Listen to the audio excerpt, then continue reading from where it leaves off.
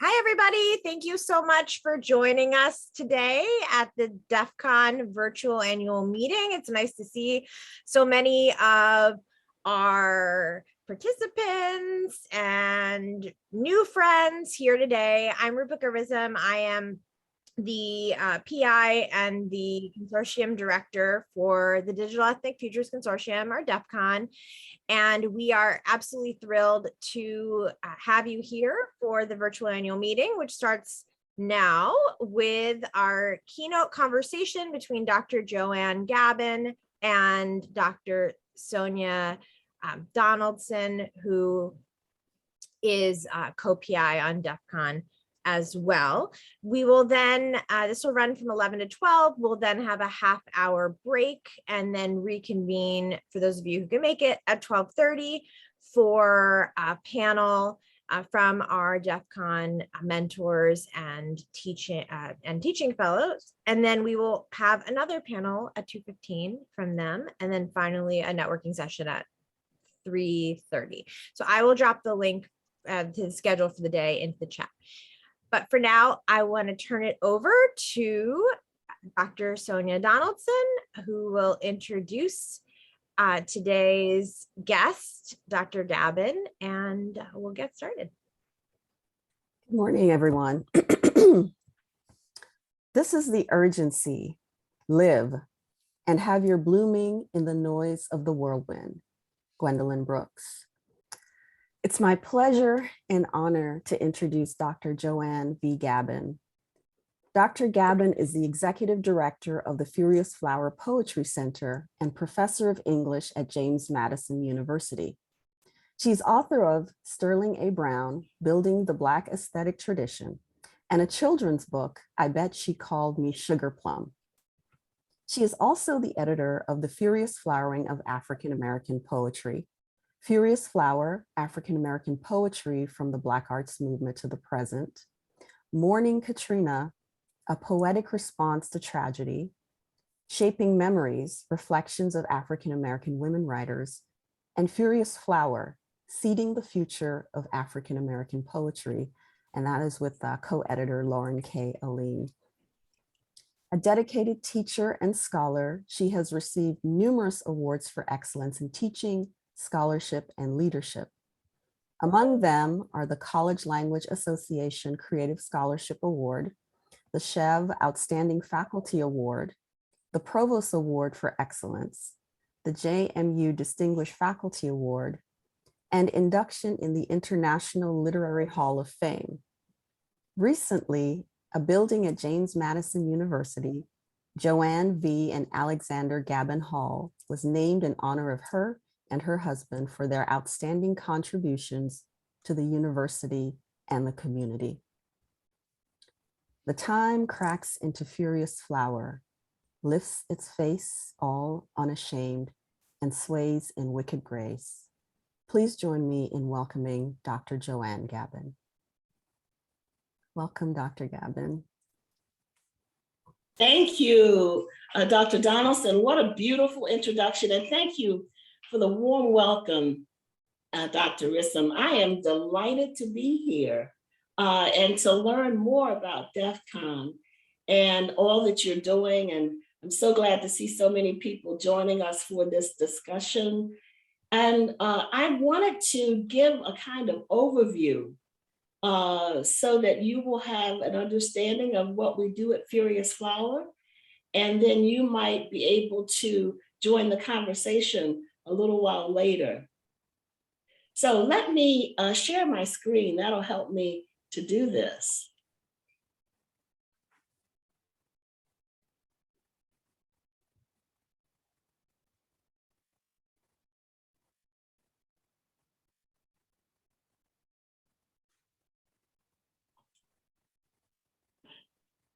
How's that? Can you see? Great, great. I was thinking about the song, Smokey Robinson, You Really Got a Hold on Me. I'm not gonna hold you long, but I'm gonna hold you tight. I just had to get that in. So we're gonna talk about the Furious Flowerings project. this virtual presentation I'm so happy to give to you all today. The Furious Flower story. You know, I could spend the hour, maybe 2 or 3, talking about Furious Flower, but it all started in 1994 when I did the first conference on Furious Flower. And I did that conference because I wanted to dedicate it to Gwendolyn Brooks. The conference started as a reading, future reading that Gwendolyn Brooks was supposed to have at JMU.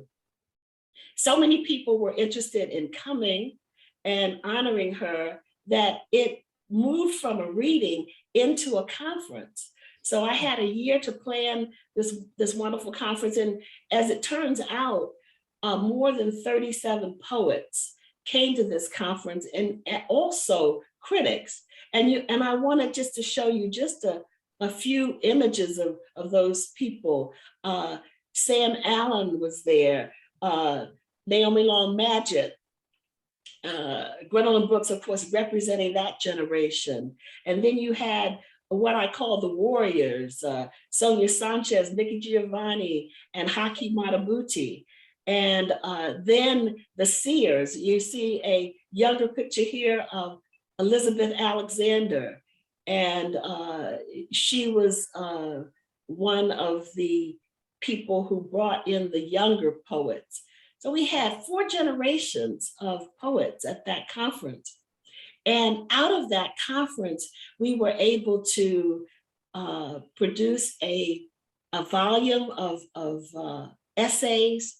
I started thinking about not only recording the conference because I knew it was going to be groundbreaking, but I also wanted to do it to provide scholars and teachers in the area with some literature with which to teach African-American poetry. And so we had wonderful art pieces by Jolene Hess, and then photographs. All of these photographs were taken by C.B. Claiborne. And there you see a very young Joanne V. Gabbin. I've already leaped, 10 years. The second conference happened in 2004. And in this particular conference, even though it will always be associated with Gwendolyn Brooks, I wanted to dedicate it to another generation of poets.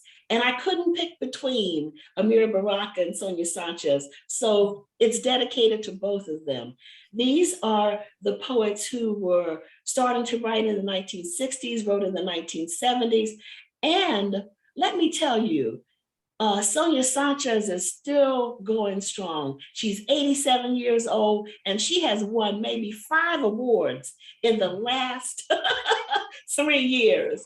So I'm happy to tell you she's still kicking and out there doing her poetry readings. We lost Amiri Baraka a few years ago. Out of that particular conference came another video anthology, the second volume, which was, of course, distributed by California Newsreel.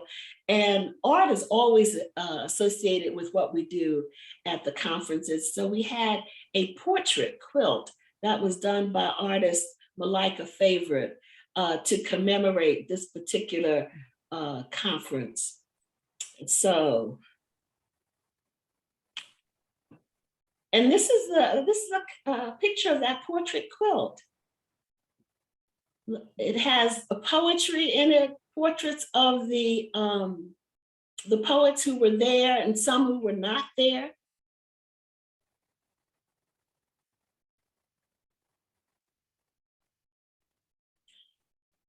Of course, these poets, many of whom are now deceased, but we're happy to say that most of them are still with us.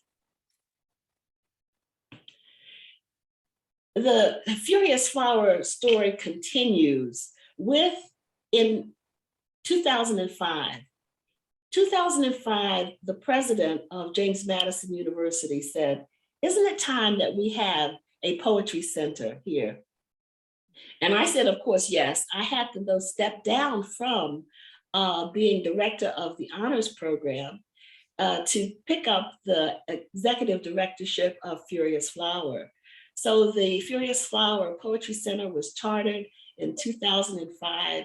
We had a designated staff, independent budget, and then we started our programming. And our programming, if you have checked out our website, we do readings, we do poetry camps, we have done collegiate summits. This is a picture of us all gathered at the Legacy Seminar that we did with Yusef Kamanyaka. We did, the first project I did when I became executive director of Furious Flower was a project called Mourning Katrina. I said, what can a poetry center do in the midst of a tragedy? And we decided to do a something called the Mourning Katrina project, where we sent booklets to the affected areas, to Louisiana, Texas, Alabama, Mississippi. And we had people write about their experience, those who survived. I had to include this picture. The exuberance of children. Around here at Furious Flower, we grow poets. We, of course, also give Furious Flower as a forum for the readings of outstanding poets. This is a picture of Jessica Care Moore, and she, of course, appeared at the 2014 Furious Flower Poetry Conference. You've noticed a pattern. This conference is so big that we can have it only every 10 years. And we are looking forward to 2024 when we have the 4th Furious Flower Conference.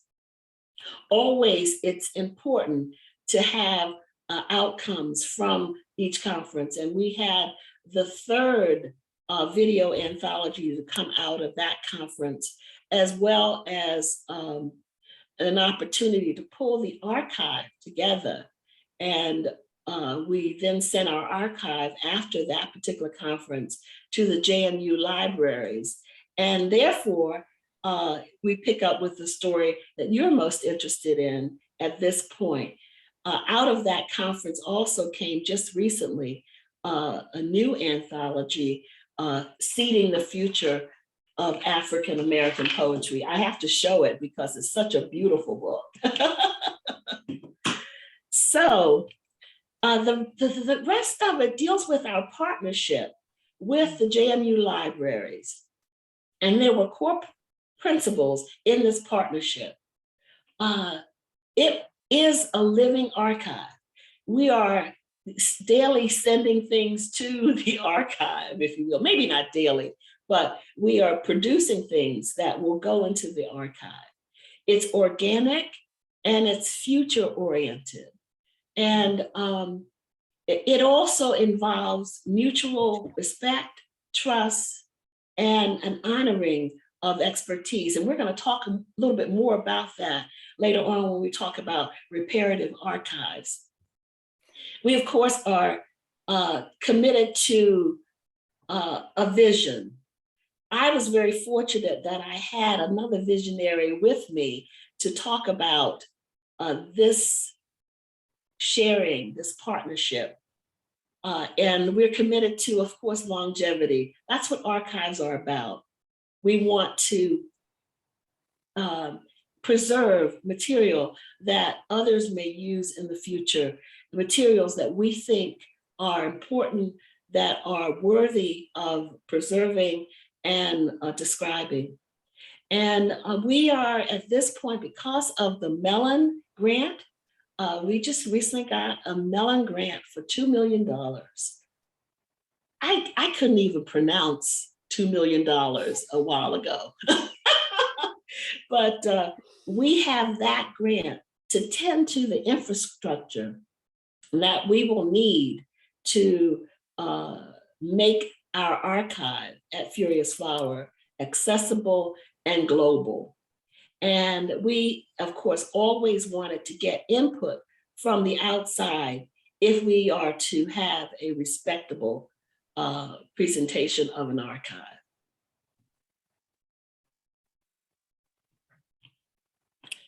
And so the partnership that we have with the JMU libraries involved a planning grant, as well as a grant that looked for implementation. So we were very fortunate that we had a consulting group by the name of Shift Collective to work with us. It is important to look from the outside, to get information from the outside. Lael Hughes Watkins was responsible for our Reparative Archive workshop. We also put together a Furious Flower advisory board for this particular grant planning. And it was fantastic. We had people on the Flowerings Advisory Board like Howard Ramsey and people from the Congress, the Library of Congress, Opal Moore, Taisha Thompson, and many, many others who helped us to see ourselves and to see what the issues were. And so we had the planning grant for $150,000 we got from Mellon, and then an implementation grant as well. So we were able to get that grant just 3 months ago, 3 or 4 months ago, and now we're ready to start the work. So I hope that was an overview where I've touched just some of the details that you will need to understand this conversation.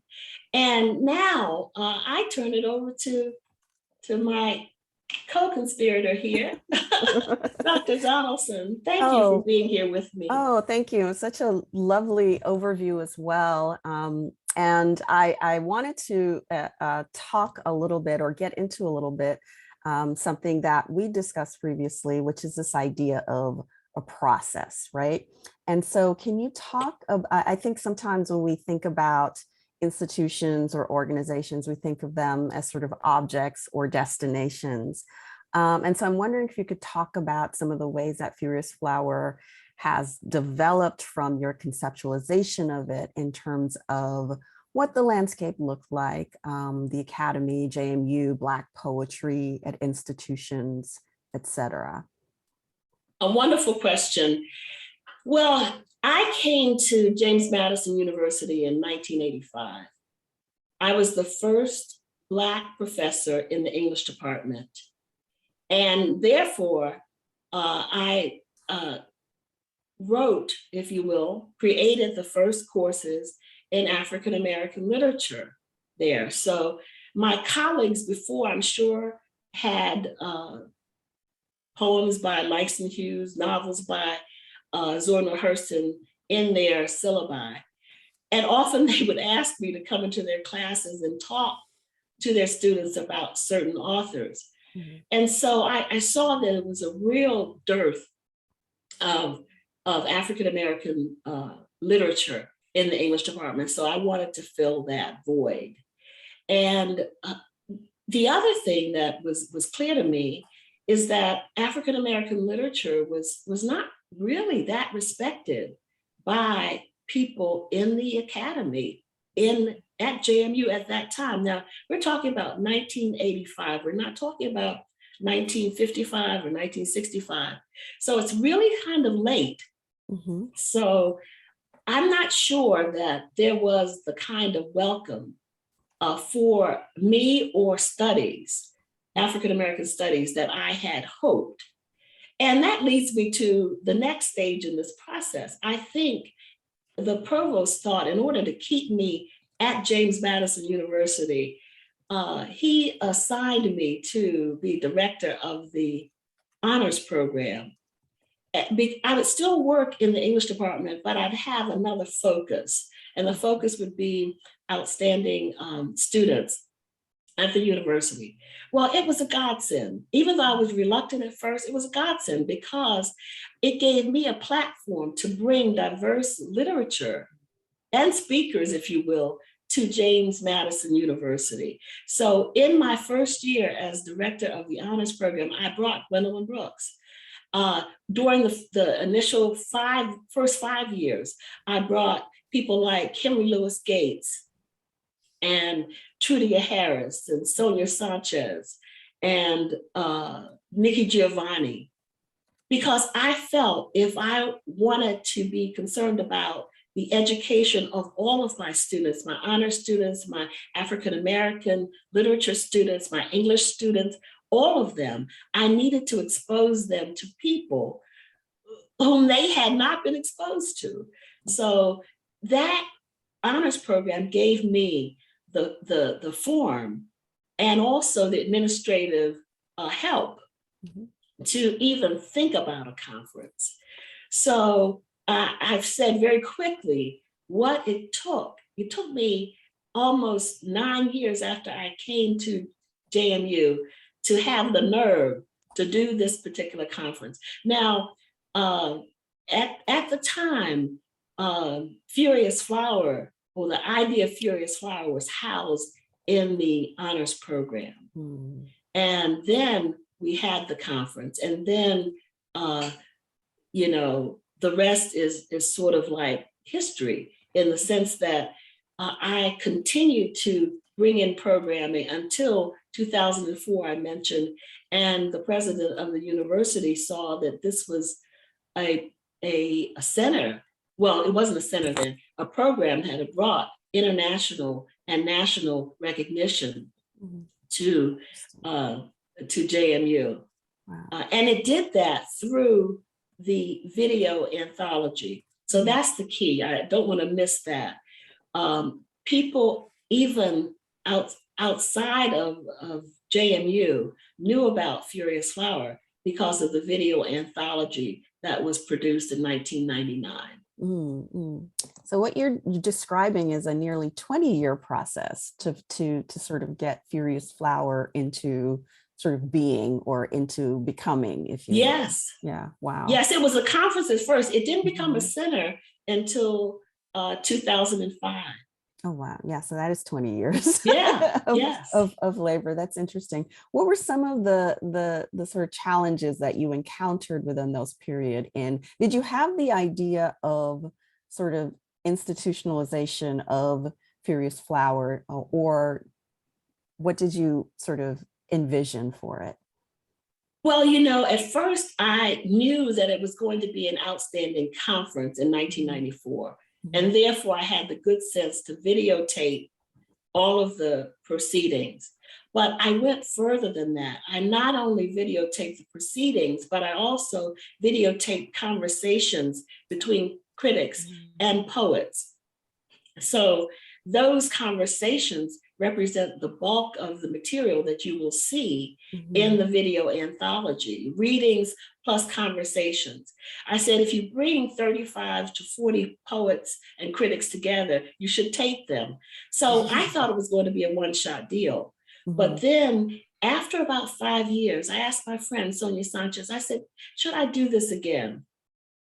And she said, yes, do it again, but wait a while to do it, because you've gotten all of these people to come almost pro bono to this conference, and do it when it's some time has passed. So I waited another 5 years and had it in 2004. That time, as you heard, I dedicated it to Sonia Sanchez and Amir Baraka. That conference almost didn't happen. It almost didn't happen because that was right after 9/11. Well, a little bit after 9/11. And Amir Baraka had written this poem, Somebody Blew Up America. Yep. Well, what was so concerning about that is maybe a month or so before the conference was set to happen, in August of 2004, someone emailed me and said that I should disinvite Amir Baraka because his poem was anti-Semitic. And I made up my mind that if the president or any other administrator called me and asked me to disinvite Amir Baraka, I would cancel the conference. Now you understand that the conference was 2 or 3 years in the planning, but Yes. I knew that I would not allow for censorship of any of my poets. So if you can censor Amir Baraka, you can censor Nikki Giovanni, you can censor Rita Dove, you know. So fortunately, the president didn't do that. And in fact, he came to the session in which Amir Baraka was to read. And Amir Baraka said, since there was so much hoopla about this poem, I hadn't planned to read it, but I'm going to read it now. And he read it.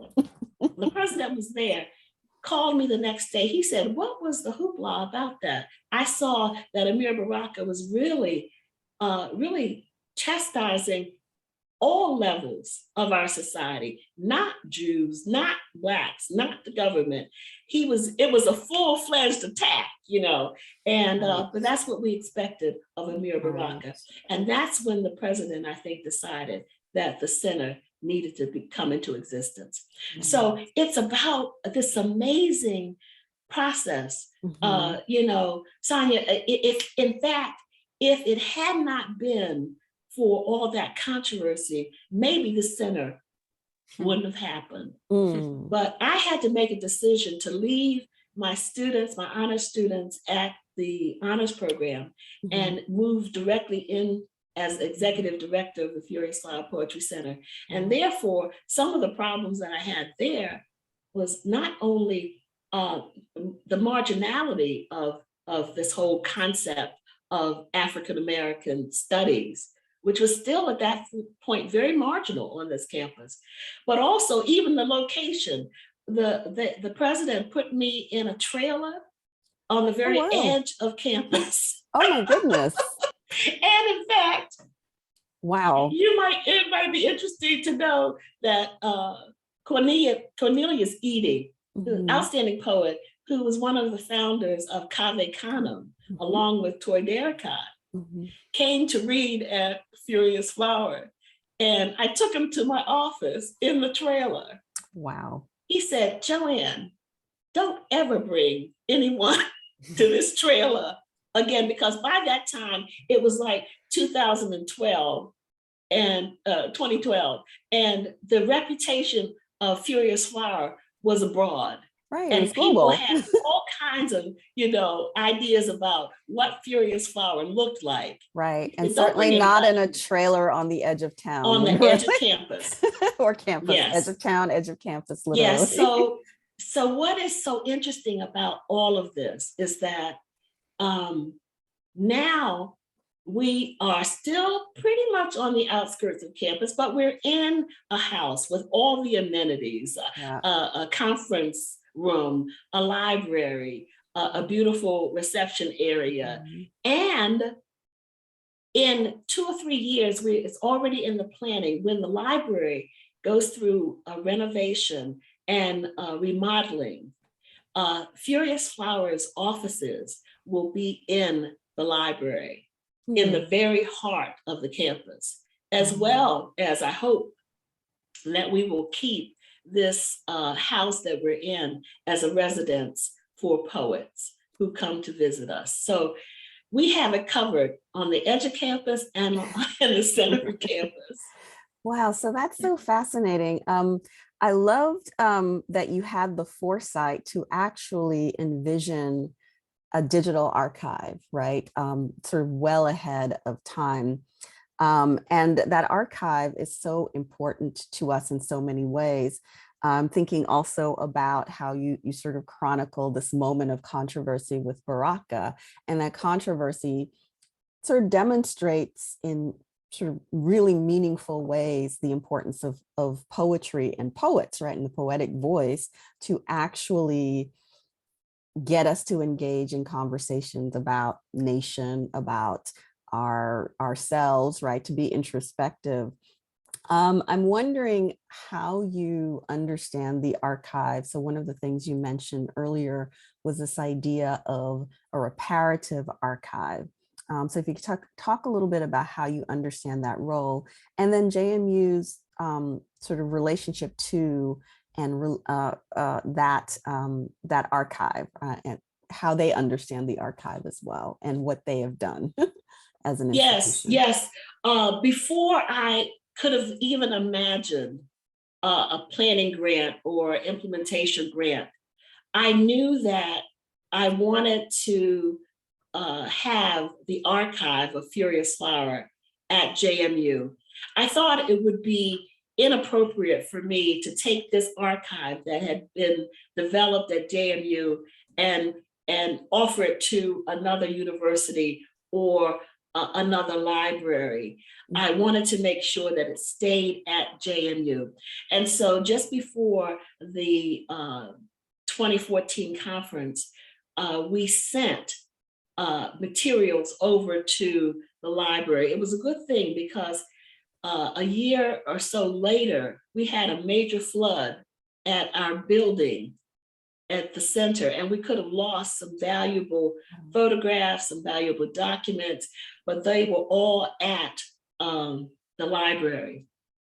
And we tried on a couple of occasions to get interest in developing our archive through national humanities institutes and all of that, but we weren't successful. It really took Bethany Novisky, who is Dean of the JMU Libraries, to come to JMU and know about Furious Flower and know that the archive was there to understand what had to be done. And so we made an exceptional partnership in terms of presenting this request to the Andrew Mellon Foundation. So can you speak a little bit more about what you mean by a reparative archive? Yes. Well, you know, interestingly enough, in terms of organizations, you might have an organization like a church that has this wonderful collection of, say, African Methodist Episcopal documents. And the church comes to the attention of a museum who needs that particular material. Now you have this small church and this large institution, which is a museum, coming together to share information and services. In some cases in the past, that small church was taken advantage of. Didn't know what, they knew what they had, but didn't know how to benefit from what they had. The larger institution took advantage of the smaller institution. And so you had an unequal pairing. When you're talking about reparative archives, you're talking about an institute, a community institution bringing its valuable, treasured material to an institution that respects that material and wants to make sure that no party gets hurt in the process, that it's open, there's mutual respect, there's transparency, and the community benefits. And the community knows what's going to happen to its material. Even though, of course, Furious Flower is a part of James Madison University, JMU Libraries, a part of James Madison University, we could have had that kind of dynamic where this small, used to be marginalized center could have been taken advantage of by the larger institution, the library, that has all kinds of resources and maybe 100 faculty members and staff members compared to a small staff of 3 or 4 people. So we want to, and I think I'm really indebted to Lyell Hughes Watkins for her Reparative Archives workshop, for really pointing out those concerns to us. And the wonderful thing about working with JMU Libraries is that they were open, not only to the workshop, but open to seeing themselves and seeing where there were issues that they needed to shore up. Also attitudes about the material that they needed to be aware of and change. They had to, of course, be very, very particular about the descriptions of our material and making sure that they made the right decisions about language and all of that. So the joy in this whole process has been, for me, getting to know members of the library staff, and they're getting to know us. What's very interesting too, Sonya, is that people outside of JMU knew more about Furious Flower than many of the people right on our campus. And one librarian said, if I had known that you had such a resource here, I would have sent more teachers to the Furious Flower Poetry Center. So we're all learning, we're respecting one another, and we're taking a serious look at what we have to offer, not only each other, but the community. Wow, that's great. So the institution is sort of attempting to, or modeling a sort of more ethical approach to how it treats community archives and archives created by people of color. Absolutely. And you mentioned that amazing thing that happened to me and my husband in terms of the building naming. That couldn't have happened without the awareness of the community, knowing what Furious Flower meant in our community. And that was because we were out there, we were doing children's poetry camps. They were learning about poets. We were inviting them on campus to hear poets read. We were taking them on trips to the National Museum of African American History and Culture. In fact, I didn't mention that. In 2019, we had our 25th anniversary at the National Museum of African American History and Culture, which was for me like a highlight, that the museum, as esteemed as it is, would be a venue for our 25th anniversary. Amazing. So I have one last question before I turn it over to folks in the audience, and I hope that you have lots of questions. You can put your questions in the chat, or you can raise your hand. The question that I have, I actually have two questions, but I'm going to ask the question. Now that you are stepping down and you've had this chance to sort of be reflective of the work that you've done, this amazing archive and community that you've built, which is in fact a global community. What are some of the ways that you sort of thought about or built in this idea of a succession plan, right? I think so often with a lot of small community-based institutions or groups, that a succession plan isn't even something that's sort of, envisioned or conceptualized. So how would you say that you've done that, and maybe what are some of the lessons for other community groups and organizations? Well, that's a wonderful question.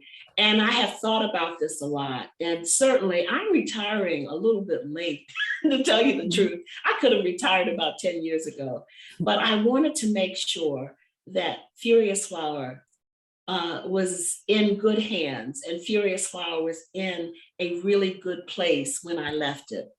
Therefore, a few years ago, we decided that, and I say we, the advisory board for Furious Flower and the staff decided that we would endow the Furious Flower Poetry Center, or at least start the endowment. So we used the 25th anniversary to raise money for the endowment. So we raised the appropriate amount of money to start the endowment, and now there's that money that's there in perpetuity that's assigned to Furious Flower, the Furious Flower Poetry Center. And we don't want anybody to use that but Furious Flower. And then, we also were so concerned, of course, about longevity of our center and the information in it, that not only did we put the archive in the library, but also I said, somebody's going to want to know who's the founder of this particular center. And what was she all about? So I decided to donate my papers to the JNU archive, and that was announced about a year ago.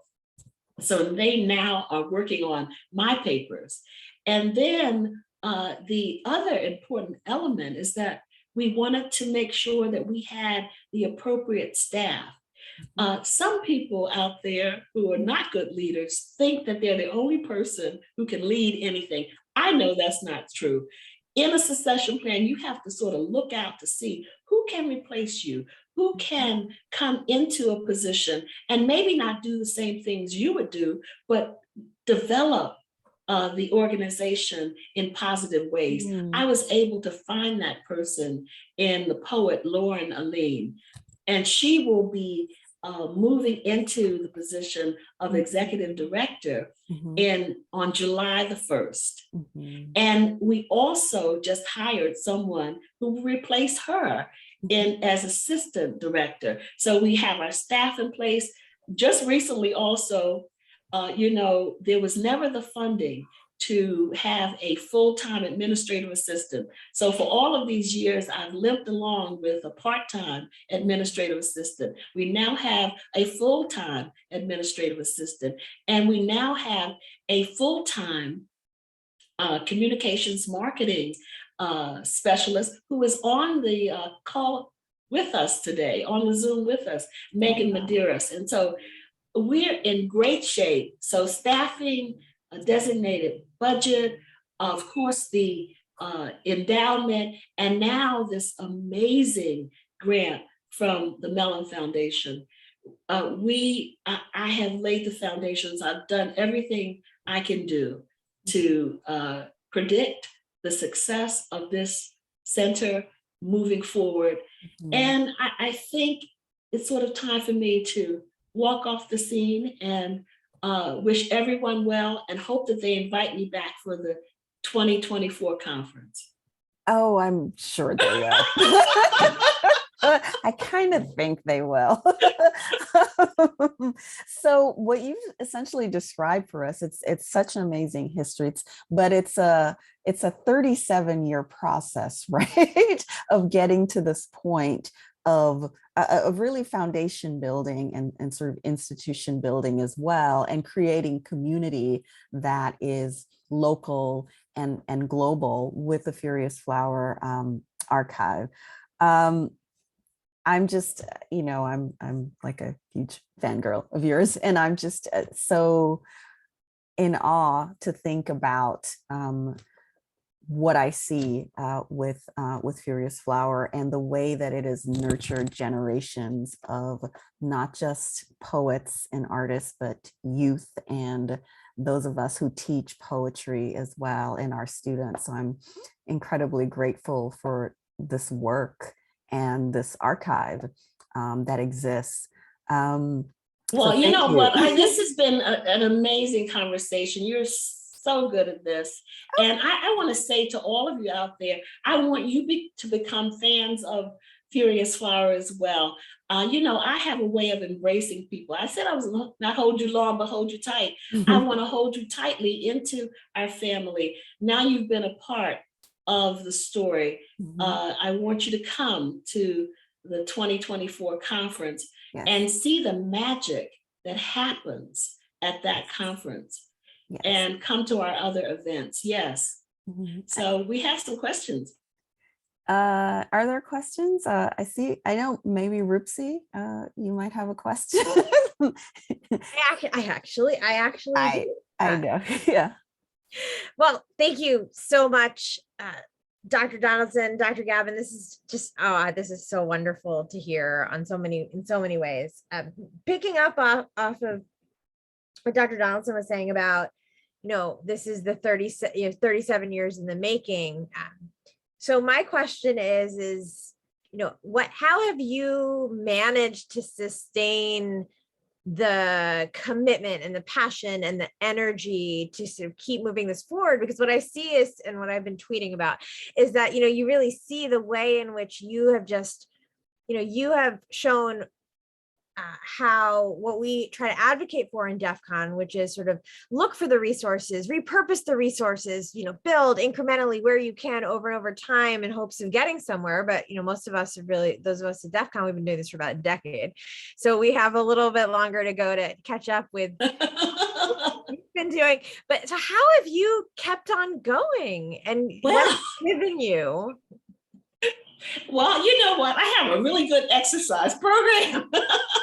But the other thing is, I think this area, poetry, was always a passion for me.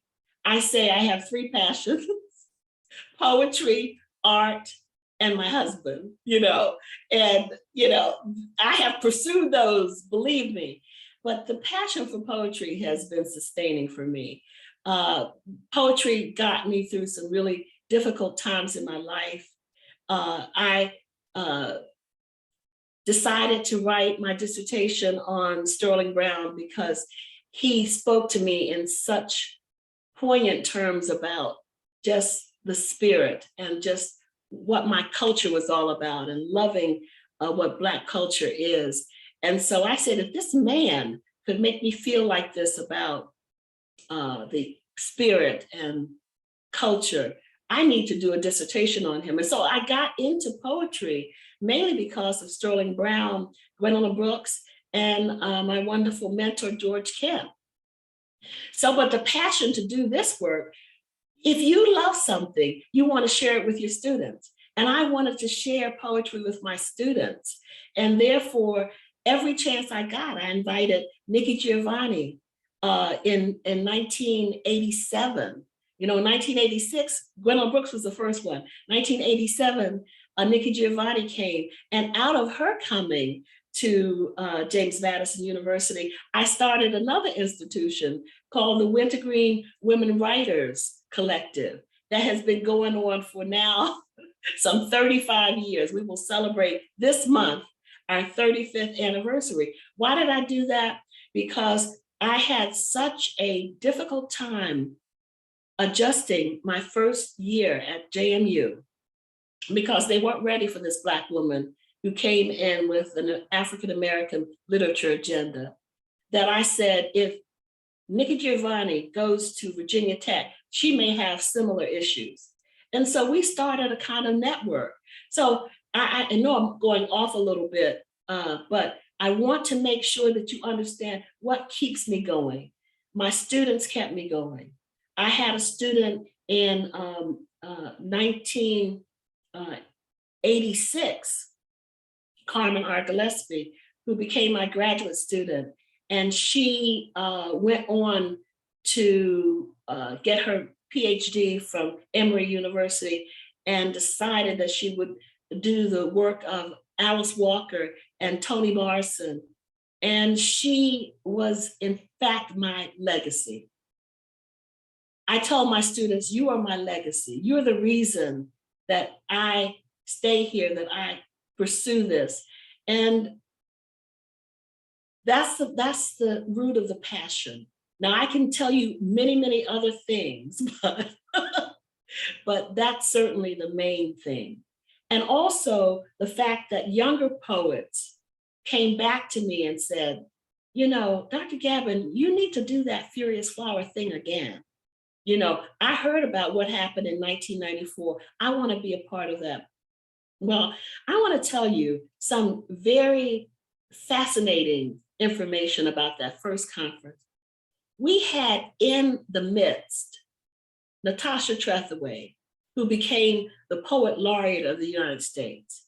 We had there Elizabeth Alexander, who was the inauguration poet for Barack Obama. Mm-hmm. We had in the audience participating in a poetry a slam, Ta-Nehisi Coates, who was a student at Howard University. We had in that same slam, Kwame Alexander, who's an outstanding poet and writer for young adults.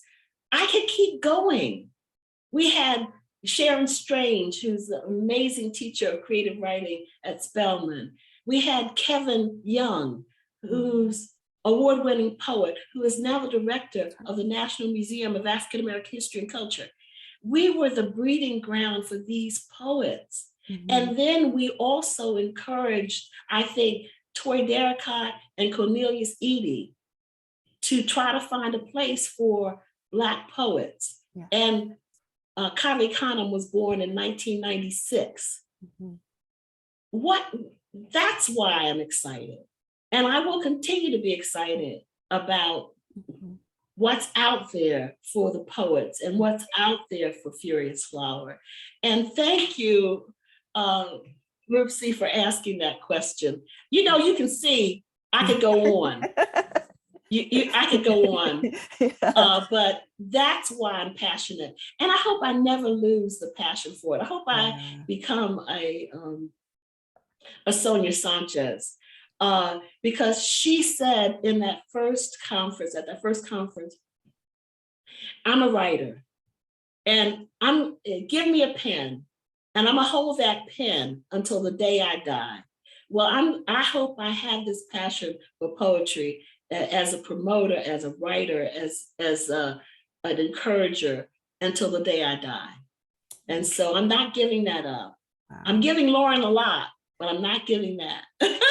That's incredible. This is incredibly inspiring. And Lauren Aline is amazing. So He is amazing. So yes. She is.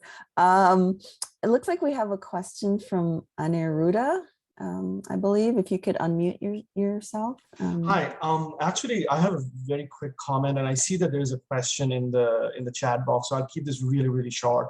But firstly, I thank you so much for that talk, and it's very inspiring. What I wanted to say is, so I started in the profession, and this profession that can be very, very challenging at times, sometimes extremely frustrating, but also very rewarding.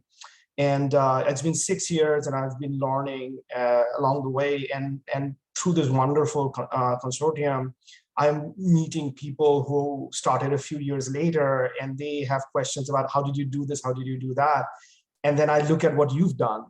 And one of the things I think I learned was my first mistake was I would go to the dean or the chair and ask for funding for an idea. And I thought the idea was great. And if the funding wasn't there, I would think, okay, this isn't going to happen. And I think my takeaway from your presentation is, one, do it for the passion and the joy in what you're doing. And the other thing is the importance of persistence, which is just barrel ahead. And I actually said that a couple of days ago to the Vice President of Academic Affairs, which is, you know what, if the resources are not there, I'm just going to barrel ahead. And then if it happens, if I get the resources, it'll get bigger. If not, it'll be something I just enjoy doing. Absolutely. I'm so glad you made that comment, because that's a very important item in this whole process that I went through. And I didn't talk about that. How do you do a conference where you invite all of these people and you don't have a budget for it? If I had waited to get a grant from the National Endowment for the Humanities or the National Endowment for the Arts, or a big grant, I would never have done this. I decided that it had to be done. And so I was fortunate enough to find the Virginia Foundation for the Humanities, now called Virginia Humanities. And that organization took a chance on me and Furious Flower, the Furious Flower concept, because it was just a concept then, and gave us a small grant. But with that grant, we were able to go out and get other small grants. So I raised about $75,000 for that first conference with the small little grants here and there. And if I had taken the time to do that major grant proposal and then had not gotten the money, I would have been so frustrated that the conference wouldn't have happened. But I decided to do it. And in fact, that's why I was saying I couldn't even say $2 million, because Furious Flower, if you can believe it, has never gotten a grant over $50,000 in its entire 37-year career. They've all been pieced together. And in fact, my administrators, my supervisors said, if it is to happen, you're going to have to make it happen. So there was no money, extra money coming from the university. So it was persistence. And I'll say to you, don't give up on an idea that you have. If it's an important idea, you do it. And I'm going to put please put my email address in the chat so you can write me, and I will encourage you not to give up. And there are ways that you can get funding, little pieces of funding that will help you to pursue your programming. So write me. Wonderful. We're going to sneak in one last question, which touches a bit on a little bit about what you've talked about, and that's from Dr. Jamila Moore-Pugh, is one of our co-PIs as well. And she says, it strikes me that at a time when many are thinking about generational wealth, particularly within Black communities, she's wondering if you can speak a little bit about how this conference and the center have contributed to creating new opportunities for generational wealth, if you will, for both financial and otherwise for poets, writers, and others in this community. That's an excellent question. You know, I was never in it for the money. In fact, I don't know whether I've ever received any money for any of this. You know, I donated the archive, I donated my papers. It was truly done for the passion of the work. However, I think many people out there, many poets out there support Furious Flower and honor me and support me because they knew that I wasn't in it to make money or to even increase my fame. It was about, how can I bring an audience to you? Because people in this audience need to know who you are. Mm-hmm. And I will dare say that if any wealth has been created, it's been created because of the people that I have helped to promote. I'll give you a wonderful example. For the 25th anniversary, no one at Furious Flower had heard of Amanda Gorman. Mm-hmm. Amanda Gorman came to the Furious Flower Gala, and I can't say no one had heard because she was the Youth Poet Laureate. And that's why she was invited along with Natasha Trethway, Rita Dove, Tracy K. Smith, and Amanda, 4 poet laureates at our 25th anniversary gala. 2 years later, or what was it? Yeah, 2 years later, when she becomes the inauguration poet for Biden-Harris, everybody in the world knows of Amanda Gorman. But that's what poetry does. She had a message. I knew she had a message, and she brought her beautiful message and her beautiful self to Furious Flower. It was a privilege to have her. Now it would be very difficult to get her back to Furious Flower because she is in great demand. Mm-hmm. Poetry is lucrative. It can be for many people, but it wasn't the reason I wanted to go into this area. I wanted to make sure that the richness of poetry became for them the richness of spirit, the richness of intellect, the richness of experience. That's what I was in it for. And I'm very happy to say, I think I have succeeded in that. Well, thank you, Dr. Gabbin. Really appreciate being able to have this conversation with you. It was wonderful to talk with you, Sonya. It was so great. Thank you, and all of the leaders of DEFCon. And I hope to be in your presence another time. Yes, this was a wonderful conversation. And thank you to everyone who attended and participated and asked great questions. And we look forward to you returning at 12:30 for the rest of our program. Oopsie. Thank you so much, both of you. Thank you. This is, oh my gosh, this has just made my day.